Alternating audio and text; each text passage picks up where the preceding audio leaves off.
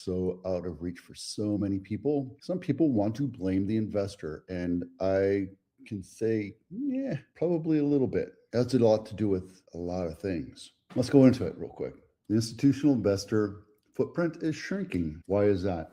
Because the massive gains that we were experiencing the last 2020, 2021, and before, those were like double-digit increases every 12, 15, 20 times. You can do a real good job of buying a house and just sitting on it for a year, and all of a sudden that hedge fund looked like they were doing massive amounts of work. They were just timing the market. The market's been plateaued. It's been on a plateau, up and down a little bit, but not massively over the last 3 years, 4 years, because rates have been so high. Buyers are hesitant, buyers are being picky, sellers are being stubborn. So why would they invest money into that where they can invest and get double-digit returns somewhere else, like the stock market or the gold market or the coin market? There is money to be made in real estate, and that's land entitlement. It's a huge process. It's very complicated. You have to be an accredited investor to do it. And instead of me managing 5 to 10 doors or having landlords,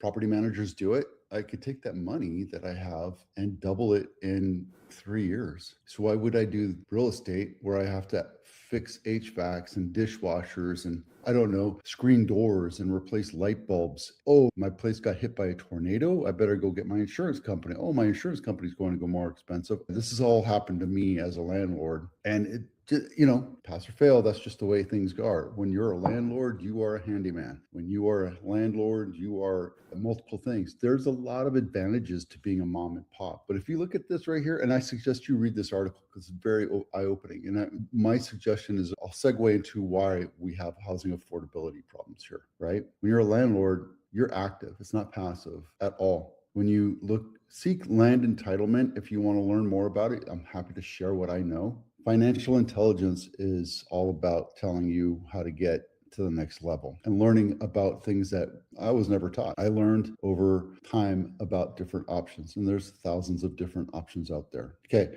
so overall, the institutional investors make up less than 1% of the investor pool. Let's say that there's 1,000, there's 100 houses out there. They're buying 1% of those houses. That's the way I read it. Most investor activity is driven by small mom and pop. Guys like me, I've divested of all my portfolio because I'm taking that money and putting it into land entitlement, which is risky. It's absolutely risky, but it's far more passive. I don't have to do anything. I don't have to worry about the HVAC going out or a tornado hitting one of my units or a place burning down because the tenant wasn't being careful. Top 10 metros by total activity account for 50% of institutional. So it's not all over the United States. It's all over, right? Read this whole thing. It's totally eye-opening. And here's the thing. Where's California? They're not there. Why?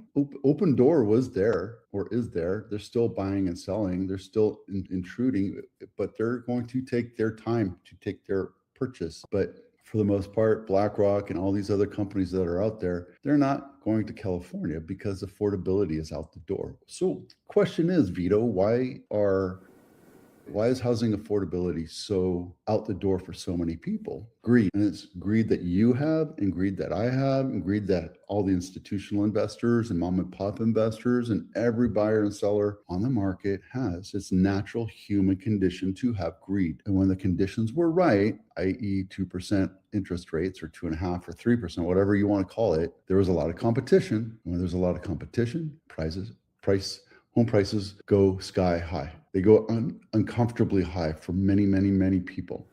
So just keep that in mind. Greed is a natural human condition. Unless the government deciding that we're going to drop rates to keep the economy moving forward, and politics has nothing to do with it. It has everything to do with the human condition of greed. And it's not just one person, it's everybody. It's us as real estate agents, it's you as a buyer, it's you as a seller, it's investors, it's the government, it's the lenders, it's the appraisers, it's everybody's involved. So we're all culpable. So is that wrong? No, it's not. It's just the human condition. The Reddit question of the week. I get this all the time because I'm sitting in tons of listing presentations. And I'm like, I don't believe, and people are like, I don't think staging will work. Well, okay, if it doesn't work for you, then don't work for it. But don't complain to me when I tell you that staging works and then you get crappy results. I don't get anything out of it. I don't own a staging company. I don't care. I don't care if you do it or not. I'm still going to sell your house. If you want to get top dollar for it, this is one of the things you should do to sell your house. And it's not just furniture, it's decor, it's stuff on the walls, it's everything. I understand it's like $3,000 and you don't see the financial proof of it. Although the staging consortium or association can prove that it increases the value. You want a smooth and steady and simple, stress-free as possible transaction. When you decorate your house is going to sell faster. When you take out the old furniture and put in new furniture and decorate it to modern needs and wants to make your house look like a showroom model floor, like a new home, that's when you start competing. Otherwise, you're going on the wayside, right? Don't forget, there's always the 3Ds: deep clean, scrub clean, wipe clean, declutter, declutter, declutter. No more than 3 things on any surface, right? If you're living in it, absolutely, I have no problem with you being a mess. But if you're selling your house, put it away, put it in a box, in the garage or in a storage unit, and then depersonalize. Get rid of all the pictures. I like a few pictures here and there because it does have memories. The house does have memories, right? If you have quality stuff and a sense of style to lay out, absolutely do it yourself. But if your furniture is tired and old and smelly and smells like dogs, move it out and put it in some staging. Curb appeal, all these other things too, absolutely. You should invest in your house. If you own a house, you should be investing in it, and it shows. If you don't, it shows. So there you go. Enough said. And it goes the same thing with probate sales, estate sales. And if you put your parents into adult living communities, like I did this last summer, when it goes to selling your house, we're doing it for my aunt right now up in Washington, fighting tooth and nail with our agent up there. I get this all the time. It's a struggle. And if you want your parents to move, you want your older adult parents to move, feel like they need to get that out of the way, you need to get them out of the way into another situation, whether it's adult, memory care, active adult, what have you, and then we can start working on the process. Because if they're in the house, there's a lot of memories and a lot of ego and a lot of fear about the next step of their life. Once they've moved into the next step of their life, then they're off and running. Okay, enough said of that. Ooh, I want to see if this works. Doing up there? Oh, I'm just posting the number of visitors to the Homes.com network this month. Actually, it's become the go-to home shopping site. It's got another 14,000. Oh, 17,891. Just hand me some commas and zeros. Plus 7. What? Oh, that's sweet. 25,000 more. Any reason why you didn't just go with over 100 million or even a billion visits a year? Homes.com, the place to find a place. Okay, hopefully that worked. But here's the thing. I'm looking at this house right here, and we've gotten over 40,000 views on this house from Homes.com. Because I'm an advertiser, I pay for advertising on it to sell your home. And that's part of the whole process. You get the Matterport, you get the drone, you get the 3D floor plan, you get everything, right? And it's awesome. But the most important thing is your house is put front and center on multiple viewers and users of Homes.com. On top of that, it goes to aggregate websites like Yahoo, BBC, CNN, Instagram, YouTube, LinkedIn, all over the place. So we're not just, I'm putting your house out there everywhere. And that's the power of Homes.com. And I love this. I think it's highly valuable. I love the fact that you can see that this place is just getting tons. Well, this one's the listing presentation, right? This is the website. So this is the public side of it. Dashboard, listing, performance reports. Let's go here. We just put Regency on the market.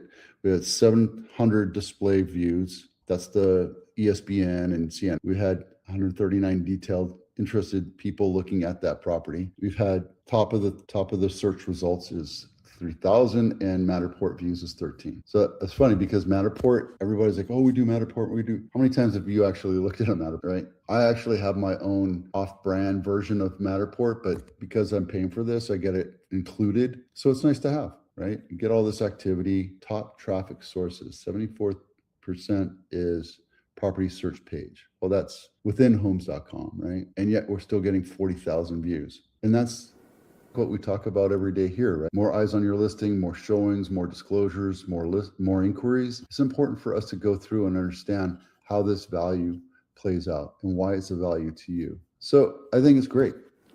Before I took this listing, I didn't want anything to do with homes.com because the old version of it was they handed us old stale leads, like 20,000 leads, and expected us to follow up on it. And it costs a lot of money. This costs a lot of money, but I see the value already because I'm getting tons of the funnel filled out for me, the top level of the funnel, which is more eyes on your listing, which is important to you and me to make sure your house gets sold. So there you go. All right, March 18th, we have 40 days on market, 128, 90 days on market is 48. Things are starting to jibe a little bit. We still have a very small amount of bank-owned properties out there, and San Jose, Santa Clara County, we're seeing inventory go up a little bit, but there's houses that are selling. In Santa Clara County, we had almost 200 houses go into contract last week. That's 20% roughly. It's less than that. It's like 15%, but still, right? It's great. That's awesome. The demand is there. We just need to get your house ready to sell and put it on market so it can be consumed. Your house will sell, right? Back on market, 59 houses. This is aggregate, right? And then last week we had 5 houses withdrawn, 3 expired, and 24 canceled. So what am I going for here? Well, here's your 40 days on market chart, right? Nothing's skyrocketing. Nothing's going crazy. We do have more houses checking into the inventory in both San Jose and Santa Clara, and houses are starting to sell. We're out of the cold, chilly aspect. We could still hit a cold spell, but I think we're headed for a warm couple weeks. All right, that's it for now. Thanks for watching. I'm Vito with Abitano. We'll see you out there. I went on a hike this week and I saw about 4 people I